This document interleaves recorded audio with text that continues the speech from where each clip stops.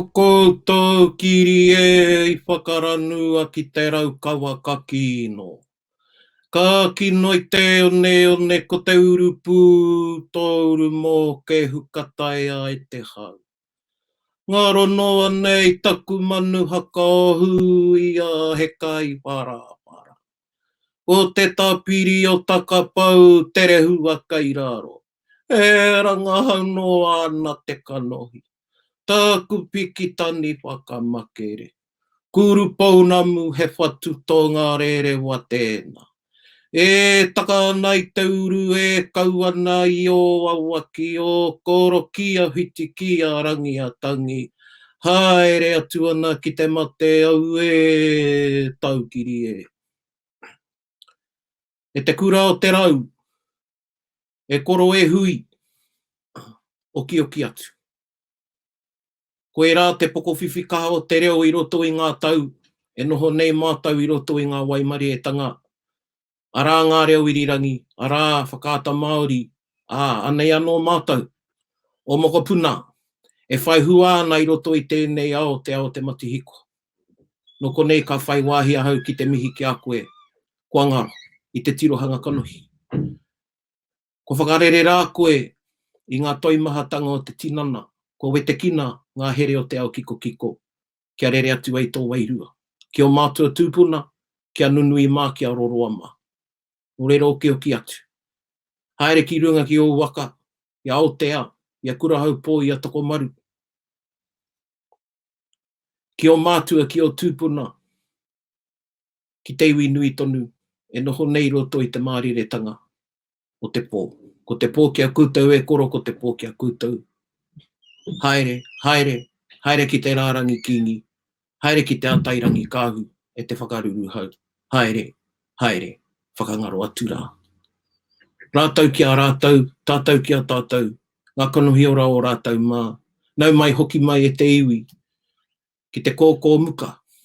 Anei mātau, ngā Kōkōmuka, e tuku nei a mātau mihi kia kūtau, tēnā kūtau, tēnā kūtau, tēnā rā kūtau katoa. Anei anō mātau, ko hoki mai, ki te wānanga, I etehi o nā take, I etehi o nā kaupapa, e pā mai ana ki a tātou, ki te ao Māori I tēnei wā tonu, no tātou e noho mō riro nei.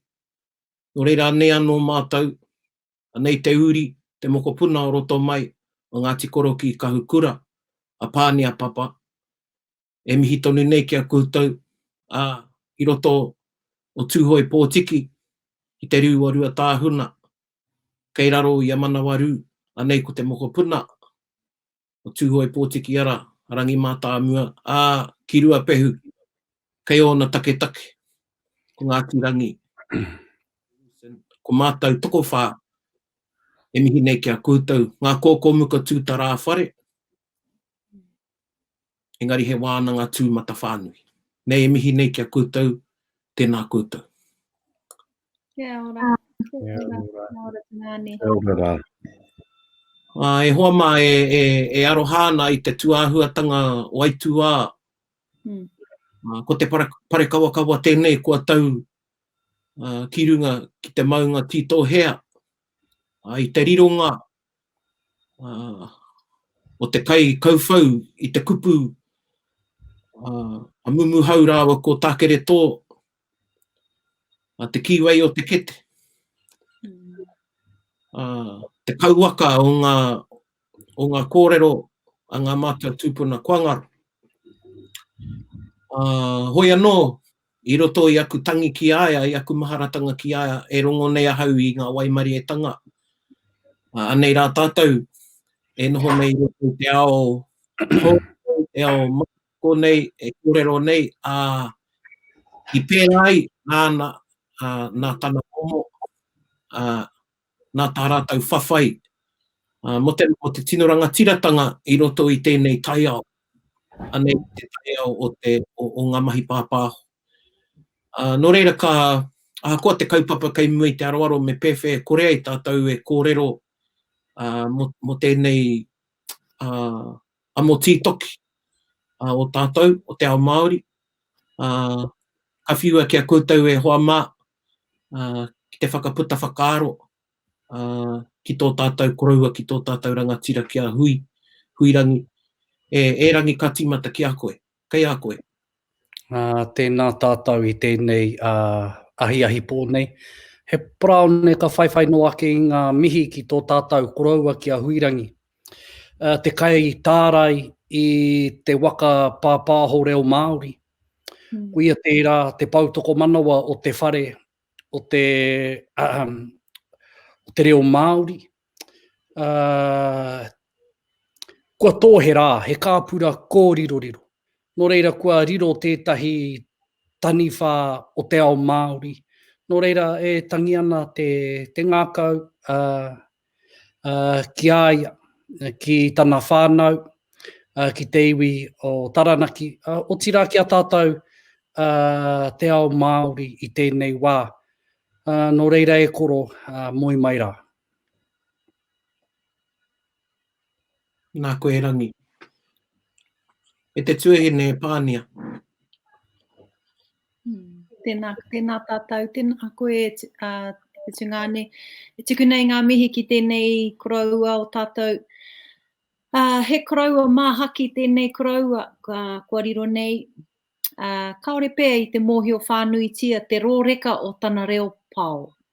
Nōna te tehi reo pau tino rekaro atu nei ki te taringa Māori. Ara e tehi e whakapono ana mā te wahine ana he te pau. Engari, ko aku tauira i roto i ngā mahi whakaako i te pau, ka hoki atu ki tēnei koraua ki a huirangi. Koia te tehi i ki te tikanga o te tuku pau, o te tāne tuku pau, me te ahureinga o te rā momo tuku. Ka moke te ao Māori i te rirunga o tēnei koraua. Engari, kua roa ia e takahi ana i te mata o te whenua, kua roa ia e whawhai ana mo te reo te take, kua rite kia oki.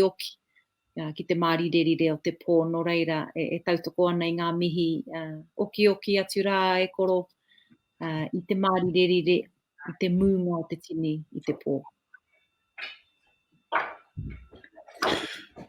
O tino, e Paraone tēnā koe, tēnā koutou, e te iwi wakarongo mai nei. Tēnā tātou i te atua ki tēnei tau eke o tātou o te iwi Māori. E rangi, e koro, e pai, e moe te moenga roa, ko ati a koutu ki te rangi, ko wati a te roku o iti.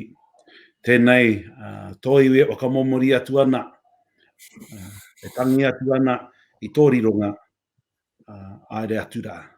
Koia e te iwi ko te tauira, tētei o ngā tauira nui o te karakia. Rātau ko ngā pāpā ruka Broughton mā i o kā rāke i tēnei mea te karakia, i wainga i a tātou anō i roto i enei reanga, kia kore ai tātou e mataku, ki ngā atua o te pō, engari kia piritai ki ngā atua o te pō, kia au, kia wairau anō e rā atua i roto i tō tātou Māoritanga. Rātau katoa i pōneke, ana o te toinga o rātau ko pau temara. Nā reira e tangi atu ana ki tēnā, engari kai te ora te ngākau i te mōio, i riro mai e te i taonga nui mā tātou te iwi Māori. Kia ora. Kia ora. Tēnā koe, Chei. Taiho ake ka hoki mai au ki a koe ki te kia whakawhānuihia e tātou nā whakaaro ki te karakia. I nā hoki, nā rungai aku ki te kite i te wānei. Engari, rangi e whakahoki ana ki a koe. I runga i tō tohu kairangi, ngā rangahau ki tō tohu kairangi. Ana ko tō ki te iwi, karepe te iwi e mohe ana ko tō tohu kairangi ko te ao pāpāho. Eki. Ai, no reira i mahi au i taku rangahaui au i te whare wānanga o te kunenga ki Purehuroa. I te papai oia, i whai au i ngā reo irirangi, i kohi au i ngā kōrero mō te reo I runga i ngā reo irirangi i tērā wā, te kaunga o te reo, te nui o te reo, te rere o te reo, ngā huatanga o te reo Māori i tērā wā. I roto i aku rangahau, mō te oroko tīmatanga mai o ngā mahi pāpāho ki Aotearoa nei, i ki te au ko te reo irirangi tuatahi, reo irirangi Pākehā tēnei, i tīmata i te tau rua te kaumātahi o te poti. He reo irirangi Pākehā, engari, kare tētahi reo irirangi Pākehā a Māori i tīmata taino atu ki te tau 88. I tērā wā i whakakotahi ētahi Māori raro i te ingo ngā kai whakapūmau i te reo Māori, ko huirangi te upoko o tērā kaupapa. Uia te rangatira aki i ngā Māori, kia whai wāhi tātou i roto i tēnei mahi pāpāho. Ana ka tū ko te upoko o te ika. Kai te mahi tonu a te upoko o te ika i tana mahi rātu, tainua ki tēnei rangi nei. Engari, titiro ki te nui o ngā kaupapa, pāho reo Māori, kua putai i ngā tautata. Pauaka whakaata, i anei te puka mata ngā kaupapa katoa, ko te pītau whakareia o tēnei waka pāpāho reo Māori ko huirangi Waikere Puru. Nō reira, e kore e arikarika taku mihi ki aia. Kia ora. Tēnā koe. Kia koe te iwi, if you weren't familiar with the work that Huirangi Waikere Puru done in pioneering really the space for Māori broadcasting in radio and then later on in TV with Whakaata Māori, then this could be news to you because some of us, a lot of people know Huirangi for his presence on the marae, he kanohi kitea i ngā kaupapa Māori, tau atu tau mai, i hara mai ki te koroneihana. No e nei tautata nei i te pokea ona e ana māwiwi kāria i tai mai. So he was instrumental really, and us here having this digital wānanga on te Kōkōmuka, we have a whakapapa to the work that Huirangi done, in that we're continuing the regenesis, the celebration, I should say, of te reo Māori through platforms like this. Nō reira, ko aku mihi e tāpiri ana ki a rangi, and ka purutia ahakoa i noho Kōkōmuka tū tarawhare te iwi e rangi, e hui, ko mātou ngākau kāri tawhiti. Nō reira, oki atu e koro. O tātou mā, i tēnei wiki i kōrero rā ahau i etahi kupu. And that's going to be another wānanga for us. Is reo that has been fashioned, I guess, i enei wiki ka mahu e nei. Pota etahi kupu āhua pai nei. Etahi i runga i te ngahau. Engari me mihi te iwi kua huri i roto i te auaha. Ko te reo tēnei e huri nei roto i tēnei wā. And everybody is familiar with whakamohoao. Mōriroriro is another one. Taratahi. Te noho motu. Kare pai ngi au te lockdown. Engari te isolation nei. Ne? Tēnei ahuatanga te isolation. Ana me taku whakaaro he hou tēnei āhuatanga ki te Māori. He harawa rānei. Tēnei āhuatanga te noho taratahi. And we've seen, ironically, with all this digital, the digital age we're in, and all the means to connect in the digital world, kua huri te iwi ki te whakatō kākano. You know, every other Facebook post is someone either planting seeds, ngā rewena bread. You know, people that didn't used to get outside because they're now kei te noho kua ki me noho whakamohoao ki te kāinga. Now everybody wants to go for a whikoi. Ka puta etahi ki te tiro i ngā whetū. Ana ki au koene etahi o ngā hua. E puta i tēnei wā nei, i a tātou e noho taratahi ana, e noho motu ana. Ana ko taku pātai, Che, ki o mohiotanga.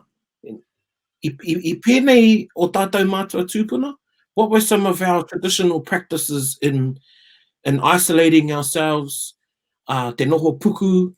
Hea etahi o e rā mahi a ngā mātua tūpuna? Ai, e maanga tauira mo tēnei kātua aua. O tino kia aro kaua ke ki tete i pēr.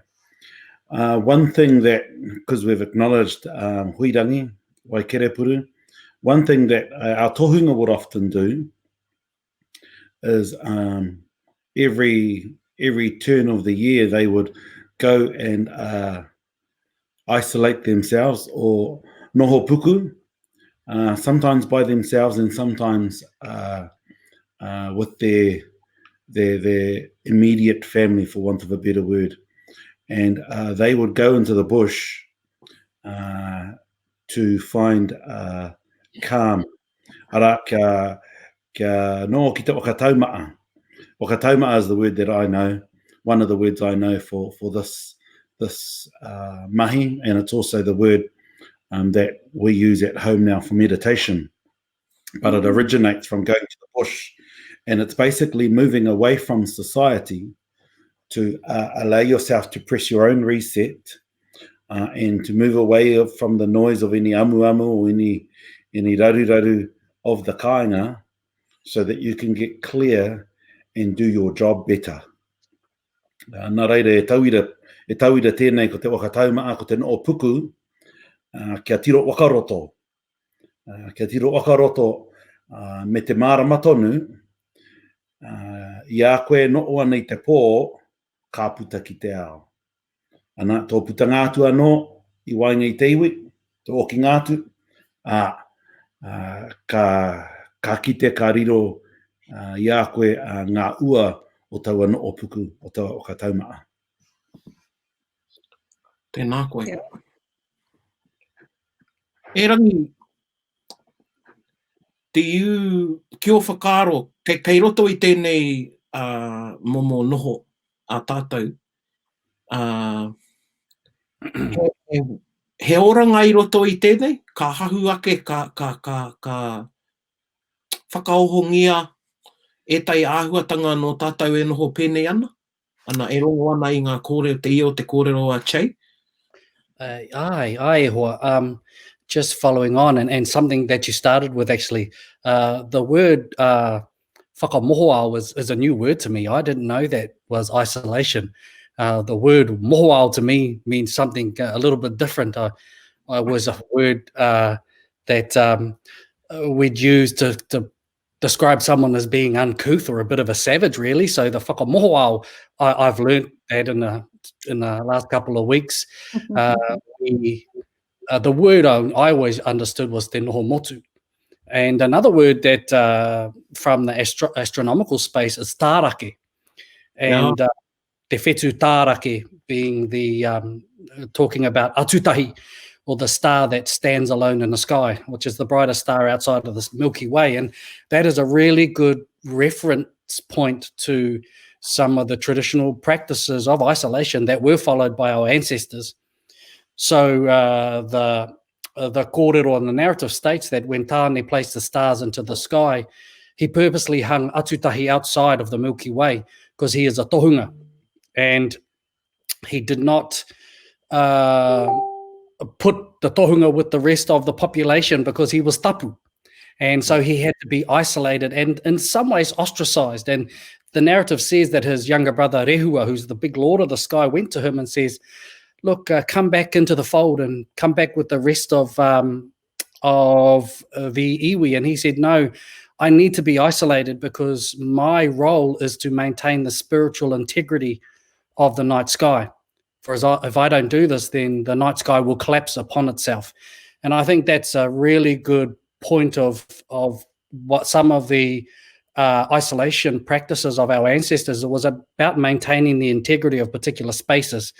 We saw that when tohunga were isolated at times, particularly when they were in a tapu state from everyone else, lest they contaminate everyone and their tapu be contaminated by common people. We isolated puhi. So again, their role was for a particular purpose. When people were sick, they were isolated. We went through periods of enforced isolation as groups. Pō takoto is a good example. When we isolate ourselves in a group sense, sometimes we're still isolated in a bubble before we enter into a particular kaupapa. Even to this day, I think about the Ringatu Church when they have their te kaumārua. They isolate themselves, just the members of the hāhi, to enter into a state to fulfill a particular role. Now, these are sometimes religious, political, environmental. There are many, many reasons as to why isolation was enforced or practiced, and because there are benefits. There are massive benefits from isolation, that opportunity to shut yourself off from the distractions of the world and delve into a very deep, at times, philosophical kind of looking at a deeper meaning in your own practice, in your own kind of what you do in your day-to-day lives and the world around you, and really focusing your thoughts, your mind, and your efforts on completing a particular task. Kia ora. Kia tipako he au e tahi o nā whakaaro kua puta. Kōrero rā, kōrua mo te noho tapu. Nō reira he momo whakatapu anō tēnei tātou nera. And we've been using that word at home, noho tapu. Kia ora. Ka noho tapu, ka puta ki te ao marama. Yeah, and for us not to be afraid of that word, tapu. Yeah. E hoki ana ku whakaaro ki au e tamariki ana.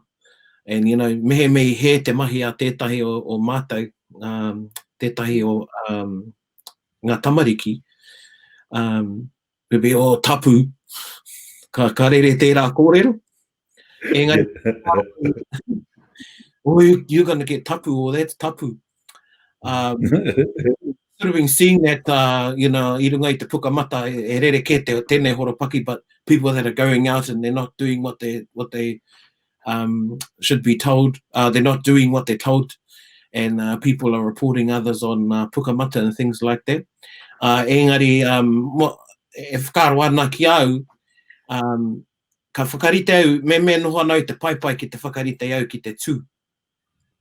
And I put up this force field, before I get up, and nothing can get in there. Ka whakatapu ahau I au anō I oku whakaaro mo ngā mahi kei mua I te aroaro. Ka pērā tahi koe tuahine hea e tahi o nā wā ka whakatapu koe I a koe o whakaaro I a koe rānei. I mua tata tunu I te karanga ka pēnā hau. E tehi wāhine ka pai ki te kōrero rero hei whakatau I te Māori. A hau nei, pai ake ki au te noho mū me te whakaaro ake ki ngā te whakarongo ki ngā karere e puta mai ana I te ao wairua ki roto ki au hei kawe māku ki te kaupapa. Koe rā pēr te wā, ka whakatapu a hau I a hau anō. E rere ana ngā whakaaro e tahi pānia, ko ki te rāhau I etahi mea ana. Me pēnei tātou I a tau. Te ao Māori, te ao te tangata, kia pēnei tātou I a tau. Ana, hoki ana ki nā kōrero a Chehei reset. Whakai ana koe ki tēnā whakaaro? Ai, Ai. tino. Tino. He nui ngā hua ki au o te noho mū mo te tehi wā, o te noho tarawhare, ko i rā te kupu e pai ana ki au, te noho tarawhare, me te whakaaro ake ki ngā mea e mānawa tiana i roto i tōku ao, ko te hua whenua tērā, e kore e wātea mai ki a tātou i ara o te wiki, me putaraua te tangata ki te whai i enei hua, me he mea kaore o māra i tō kāinga. Ko reira, ko te hua whenua, ko te hua rākau, ngā mea mānawa tiana e au i tēnei wā, tai atu ki te kiri tangata, te pā ki te kiri tangata. Kia rongo ai te tangata i tōna kotahi, kia rongo ai tana kiri, i te mahana o te kiri o te tehi atu. Koe rā pēr te tehi mea e mānawa tiana i tēnei wā. Ia tau ka rau e tērā whakaaro ki au. Kia ora. Chei, ki o whakaaro, what are some ways, how can we repurpose te noho tapu, te noho motu, te noho tarawhare in this day and age? What would that look like? Well, the one way I often share with people is, depending on where you're from or the place that is home, if you have 4 specific seasons, or if you have generally 2, warm and cold, or the 4, then I encourage people to reset at least based on your seasons. And so, like, I'm from home, and even though I live away from home, I continually go back there all the time. And so the climate and everything about home is still in me. It's not as if I only go there once or twice a year. I probably go back too much. But in going back, it's 4 distinctive seasons.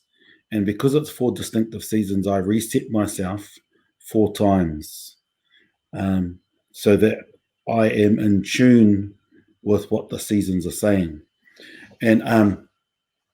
And so that's something that we've always done. And like Rangi said, we also have our rā, and the different rā wairua we have as part of our tikanga, part of our maramatanga. And so you have to always noho puku before you get to the rā, so you can sieve. So you can sieve all of the rubbish to make sure that you go in there clear to receive. So those are some things that I definitely do. And sometimes you only need a sprinkle, but then other times you probably need a full immersion. And so you know, if it's winter and you need a full immersion, it's just what you need. Ai. Well, tētahi o nā mea I find really interesting is, I don't know if interesting is the word, engari e tākirikiri ana i taku ngākau. Ko te kite i ngā karakia e haere ana. Tēnei wānei. Ahakoa te hāhi, ahakoa karakia Māori. Te wānanga o te aroa, of which I'm an employee of. We've been meeting in the mornings, so at the wānanga we have karakia. Most of our campuses at 8:30, and that has been the tikanga mai rāno, ka karakia me ngā pānui. And we've been doing that probably like some other organisations meeting. We meet every morning. Hauru i te waru i runga i te huitopa, i te zui rānei. And this morning we had over 240 kaimahi on the Zoom at one time. Wow. Yeah, mo te karakia. And it was moving today I riro mā te kei, te karakia e kawe ana, i roto i te takiwa o te wānanga, ko te kei, ko papai o ia, whakawhiti atu ki te hauauru ki taranaki, heke atu ki te waipōna. And they had karakia this morning. And in the mihi, they also addressed not only ko koro, huirangi, but some other mate that they have. And I rere Māori a mātou mihi in our zui. I roto I tā mātou huitopa. Tino Māori nei. Me ngā karakia, it took a bit of getting used to. Ana ko ki te au I nei wiki nei, ara kei te hahi ringa tū tā rātou wā karakia. Kei tēnā whakapono, kei tēnā karakia. And I'm really, really hoping, because I see a lot of people logging into these pages and attending karakia and learning karakia, and I see, Che, you've been putting karakia out there. And ko te, I roto I taku ngākau, e tino tūmanako ana, ka hiki te rāhui nei, ka ūtonu e rāhuatanga. Mm. You know, that we aren't going to go back to doing the same, and that we maintain those things, those practices. Yeah, pewhio whakaro ki tēnā rangi, hae a tātou I huri ai ki te pēra. Yeah, I think perhaps that this is a really good opportunity and a bit of a wake-up call for us collectively. You know, just something that everyone was talking about before was about the seasons, and one of the, I suppose, difficulties of us being westernized for the most part and colonized in the way that we live is we've fallen out of sync with the natural rhythms of our own environment. So the environment fluctuates. So if you have a look at a bird, for instance, it's fat in particular seasons and skinny in particular seasons. Trees flower in particular seasons, then they shrink in particular seasons, or they don't bear fruit. Birds migrate in and then they leave. So they go through their own process of isolation. The moon waxes and wanes. Ka roroku, ka whanake, ka roroku, ka whanake. So it goes through its own changing with the rhythms of the environment. The sun rises and sets at different places throughout the year. So all of these changes are happening. But we as people, because we've manipulated our environment, we keep the status quo kind of foot to the floor, 100 miles an hour with this very capitalistic, neoliberal kind of lifestyle that we've taken on.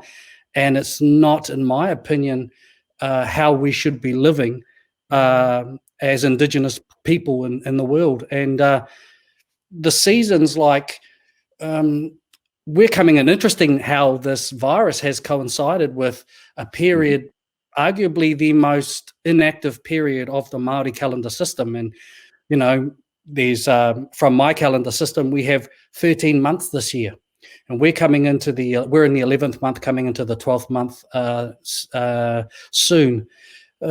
Some tribes only had 10 months because once Pautu Te Rangi came and they got to where there are divisions of summer, and one of the last divisions is Matiti Ruwai. Ruwai means crazy because you're filling up your storage sheds, it's all this activity, then it stops. And they didn't count the next couple of months until it was the first month again, because it was a period of time of inactivity where people stopped, slowed right down, and they started to wānanga, they started to reflect on our place in the world, the year that had gone, the year that was to come. And so when, like Matariki or Puanga, as Che follows, when that rose, it ended this period of contemplation, and it launched into the celebration, and we started our new year. So the year fluctuated up and down, but because of the lifestyles we live, we don't have this period of isolation. It's just this constant. And if I can say just one more thing, Ihoa, I was fortunate enough to learn a really good lesson about isolation from Mao Tohunga Paraone from Po Teamara. He taught me some really important lessons about, you know, karakia in particular, and learning karakia and the reasons why you enact karakia and why you do karakia, you know, and it was it for so other people could see you and you knew karakia, or was it for a spiritual, deeper meaning to you in a personal level? And, you know, and challenged me and forced me to reflect upon my own practice and who I was before projecting something outwards. It was a journey inwards to understand the origins of what I was trying to project. Ai, koe nā etahi o nā māramatanga e tau mai ana ki te tangata. Nōna e noho tarawhare ana, e noho motu ana, e noho tapu ana. Kua huri tātou ki roto i a tātou anu. Ko etehi e kite anau kāre rātau I mōhio. Nā te mea kua mate rā ki te tū. Me tū, me tatari. Kāore ngā kāre take o ngā ringaringa o te wati. I te kōrero māua ko Raukura I nā rangi nei. Ka mea, kare pē tika ana te kōrero mo te ao hurihuri I tēnei wā, kua tū keto tātou ao. E tū ana tātou. And we've been forced to take a breath and acknowledge the noisy lives we live and the this illusion we live in, which is time. Ana, ko tātou, ko te wati, he nui te hunga ko te wati tō rātou rangatira. Pānia, ki o whakaaro, ki nā kōrero nei he huringa, he huringa o te tangata, te huringa o nā kaupeka, ngā seasons. He aha ki a koe tahi o nā painga e kite nei koe I roto I tēnei wā e noho nei tātou. A painga, ki tāku te tiro, ki te pukamata, hei matapihi ki te ao o tātou whanaunga, e noho pēnei ana, e noho tarawhare ana I roto I o rātou kāinga, e hoki ana te nuinga o ngā whānau Māori ki ngā mahi I mahi arai o tātou kuia I te wā I a rātou ngā tau o te whru, te rā wā, o te whru I muri mai rānei te whru, I te wā e noho hapori ana te Māori, he kohi, he roki, te pītiti, te hua rākau, he poke praoa, he mahi tiamu, he whakarite rongoā, he whakaaro ake ki ngā āhuatanga me tiaki I tēnei wā, mō ngā wā o te kore. Nō reira, e kite ana e hoki ana e te ki te whatu pōtai, whatu ahara nei, ngā mahi āringa e ora ai o rātou hinengaro me o rātou ngākau. Nō reira, he huringa tērā e kite ana e hoki ana e tehi whānau ki e rā mahi tawhito ngā mahi a ngā kuia o ngā tau ki mua noa atu. Ki a painga tērā nā te mea ka kite a tātou tamariki I e rā āhuatanga. Ki te kore te hiko, kua raruraru katoa a tātou tamariki, ko kore taia te raweke te roro hiko. Ki te kore te hiko, ka raruraru nui tātou, mea tātou tamariki. Engari, ka pai tunu pēr te hunga e mōhio ana ki te whakaaro, ki te wānanga, ki te kōrero, aha koa pō, aha koa ao.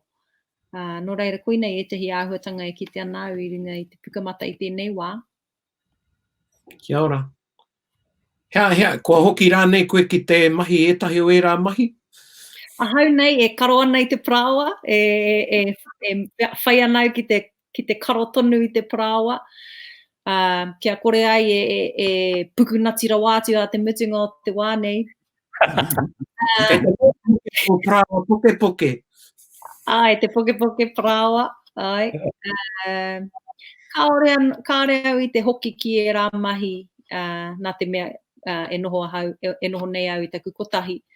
Kāre hoki he hua o te roki, te kai, mā te tokomaha, me he mea kotahi noiho koe. Engari, ko ngā mahi e mahi nei au, ko te noho puku, kia rua noiho ngā kai I te rā, kia kaua e pōrangi noiho kā kai I a rima meneti, I te hōhā noiho, I te take o noiho o te rere o ngā mahi. Me te whakaaro ki te hauora, koira te tehi mahi nui, kei te mātārai o aku whakaaro I tēnei wā, te noho hauora, e pakari ai te tirana, te hinengaro, te ngākau, me te wairua a te wā, ka puta tātou ki te ao mārama. Tēnā koe. While my two mates, while Rangi and Che are thinking what they're going to say, what they've been doing while they've been... koutou e te iwi mehe pātai a koutou, hei wānanga mā mātou, te Kōkōmuka. Tēnā tuhia ki ki roto i te wāhi pōhi. So if you've got any questions, thoughts, put them in the comments box. And we'll have a wānanga about those. Pewhia koe, Che, what have you been doing since you've been, other than eating pudding before you hopped on our show? Yes. This is what I was doing in front of my friends. I was eating a beautiful apple shortcake, and it was yum. Ai o mahi wānanga e hoa, ia koe nākana i nei wiki. We've been doing a lot of baking, and I've only baked 2 breads. Parao Pānia bang bang bread, paki, and then I also made a rosemary bread, and it was actually really nice to go back to kneading the bread, you know, te poke parawa, because I hadn't done it in ages. But it was a bit like last year when I went back to gardening again. There's some things you just don't forget, and if it's ingrained in you, you don't forget it. And so, you know, this evening Missy went out to get some more, probably the second to last time we'll be able to get some apples off our tree, and getting the kids to peel the apples, then we'll stew them, and just, you know, we aren't putting them into jars because we're eating them too quickly. But it's been really good, a nice reset, because it gives you time as a family to do things. So even been walking, so yeah, it's been great fun. Ka pai. And hopefully you made it in your home gym too, like your lovely wife, my cousin. Yeah, I've been in there to get the shovel. Pewhia koe rangi, pewhia tō noho i enei wiki nei ki te wānanga ki te aha ke rānei? I've been thinking about what happens when it ends. That's probably what I've been thinking about most of all in my own deliberations. And, you know, I go out, I was going to say a run, but that's a lie. I go out for a walk in the mornings, and I have a look around at the lack of vehicles on the road, you know, and I'm thinking to myself, you know, what, you know, we actually don't really need probably to travel and drive around as much as we do. And that's one of my own personal reflections. I've been thinking that in my own work, which has taken me around the world numerous times, and to conferences and to different meetings and to different gatherings. And many times, and it's just with my own wānanga, with myself, I'm starting to think how necessary that is.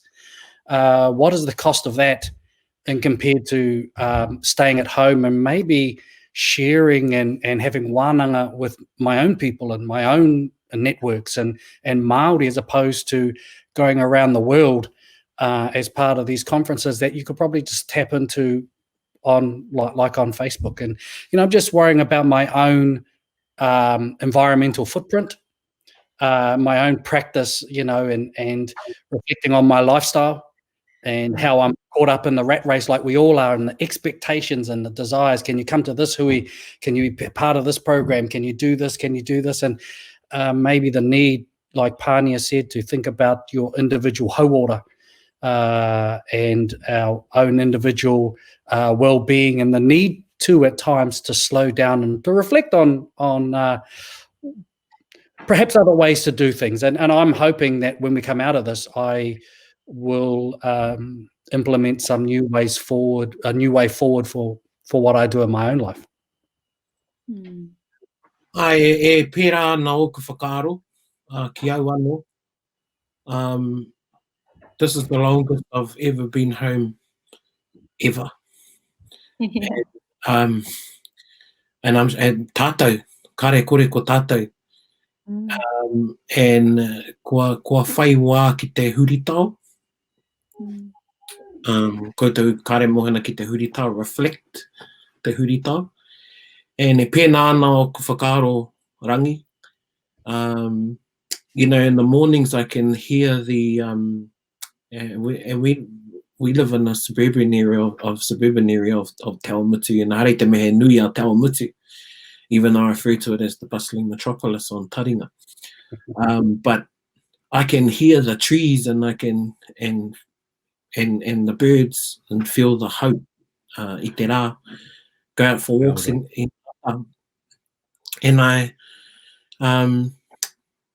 the other night i te wā I kōrero mo te whakatauki I te Kōkōmuka tū tā rāwhare, and for a long time I've been saying, and it was something that whare huia reached the wānanga about, do we really know, do we have connections to our whakatauki? We talk about tō tarahaimata in our whai kōrero and pepeha kupu hua tau. Could you go into the bush and point a tōtara out? Me he koro, he iti kōpara. What's a kōpara? I roto I a tainui ko nā tongikura tāwhiao e kōrero nei mo te māhoi te hino te patate. On the tirohoi, Che pointed out so the hino ne Che e wai ngā pua ne. Hino māue. So of recognising the taiao and feeling o tātou nā atua. Koe nā tētahi o nā mea hihi anau ka hiki te rāhui, and it's, I think everybody now has got a more of an appreciation for rangi, for papa. Nā te mea ko mate rā tātou ki te noho pēnei. Ana kei te ki mai te taiao e nge utoa. Ara, And you know, I hope we continue to do it. Continue to give ourselves time, because the cacophony of modernity takes us to funny places. That noisy place that is modernity just keeps us going round and round and doing stuff for the man. And doing stuff for the man isn't helping anybody. So we've got to make sure that we can do things for ourselves. And that's the gift, I think, this time, te noho momotu. Noho motu is giving us, because it's a bit like that reference earlier that Rangi was talking about, how the tohunga ka noho tarake atu I te iwi nui, and it's no different to the kāhui maunga, and how the tohunga of the kāhui maunga was put out to the side. And so that's taranaki. So again, you have it in the stars, again, you have it in the mountains. And I think those examples are so in our face that we get stuck in the noise of modernity that we don't actually realize we need to stop, to give ourselves a break, and to recharge. Kia ora. One way I recharge I ngā ata, ka o ake au, ka putau ki waho, ka pā waiwai ki te whenua. Aha koa uana, aha koa hea te huarere, ka pā waiwai ki te whenua. Ka ohoau I mua I te whitinga mai o te rā. So I like to get out there on the ground, get my feet on papa. Me te, and I heard something a long time ago, and I've held that if you don't get up before the sun holds you down all day. Tētahi o nā kōrero. So I like to get up, and on the tirohoi, I learnt about getting the first drink in the morning, I mua I ngā manu. And koera etahi o nā ahuatanga hei whāngai I taku Māori. He whāngai I taku Māori o tira I taku wairua. Ko tētahi o aku mataku, e homa, ka hiki ana te rāhui nei, is what is Te Ao Māori going to be like? So we've got all these positive things. What's Te Ao Māori going to be like after this rāhui? You know, a few weeks ago we were chuckling. Well, I know a lot of people were when they put a rāhui on hariru and kihi. I don't think a lot of people imagined we were going to be in this predicament. Te noho pēnei. And when Te Atiawa and other iwi and then the king and others said, right, no hariru, no hongi, still we weren't taking it seriously. Yeah, and me mihi ki te ki taku hoa, we've got the whāmohoao, and we had all these different handshakes coming up. I saw someone today at, I te hokomaha, and it was quite natural for us to do the whāmohoao on one of these. Ka pewhia a tātou tikanga ka hiki ana te rāhui.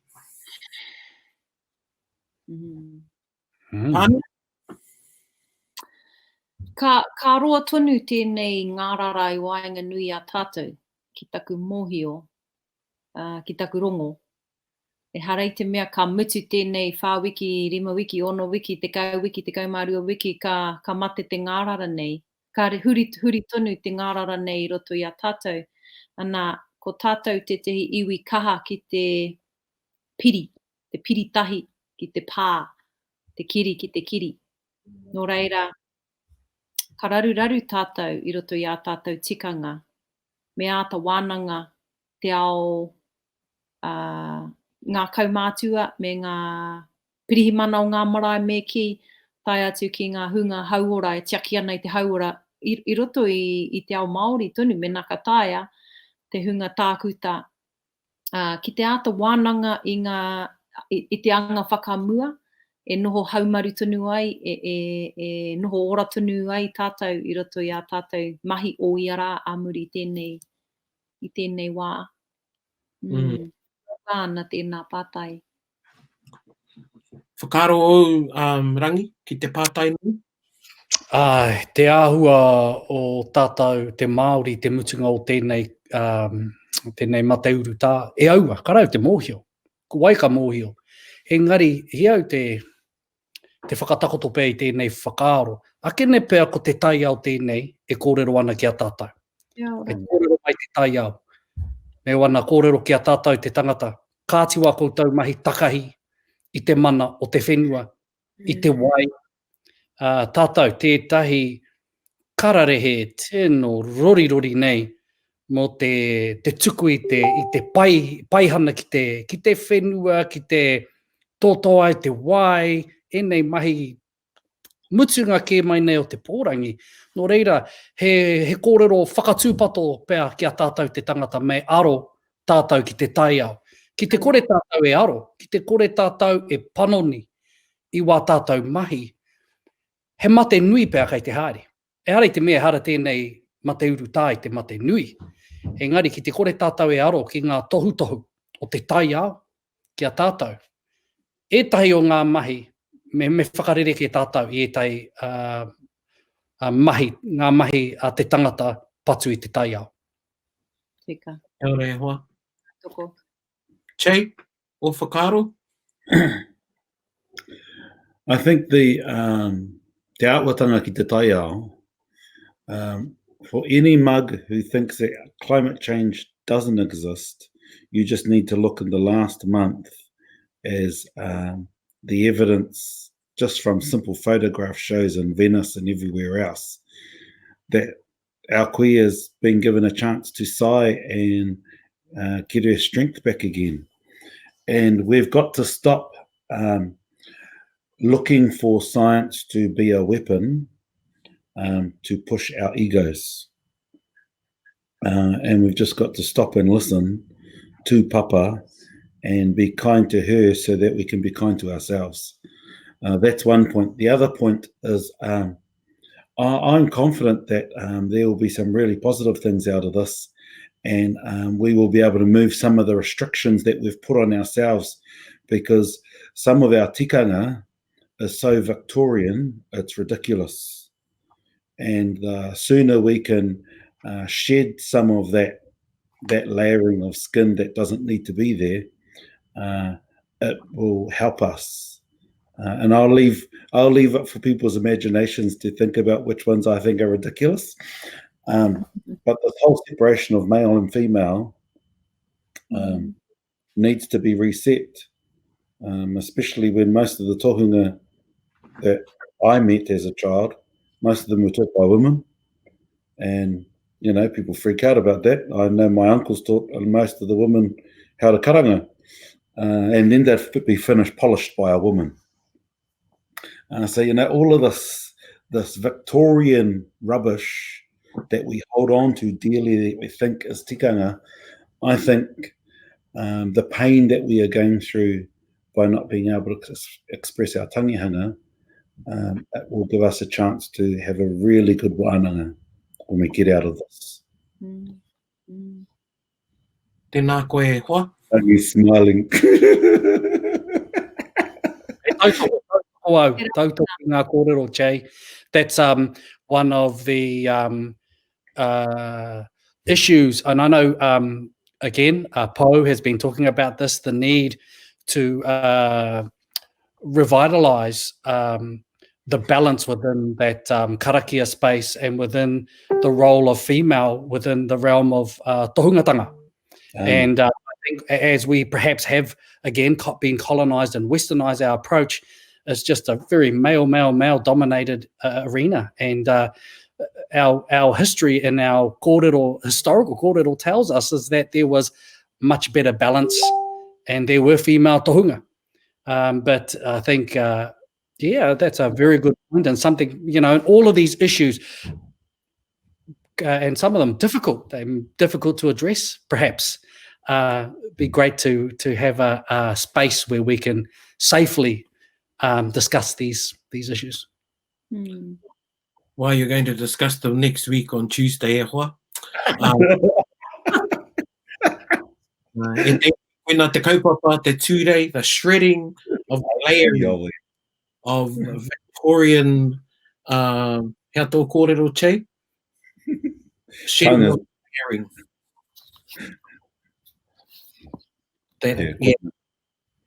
Yeah, kua huna tātai tikanga, kua hunaia, kua uwhia rānei e te kākahu o tētahi atu. Nā ka waiho ki reira, hei tōkenekene i ngā whakaaro o te iwi. Hei mai hoki mai koutou a tērā wiki, ko te tūmanako, e noho haumaru ana koutou katoa i o koutou rāhui, i o koutou kāinga. Ngā tūwhirotanga ki runga kia koutou. I runga i ngā kōrero a Pānia mo te tāne pāo, anei e mihi nei kia koutou.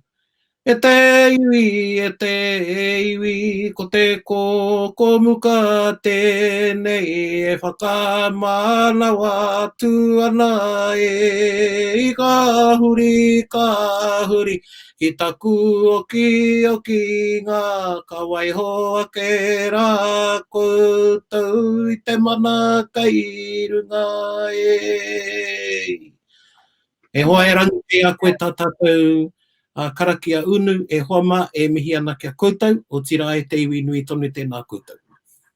Te urunga tū, te urunga tapu te Māori tū, te Māori tapu te Māori, te whiwhia te Māori, te rawea te Māori, no whea te Māori, no runga, no rangi, no nuku tū.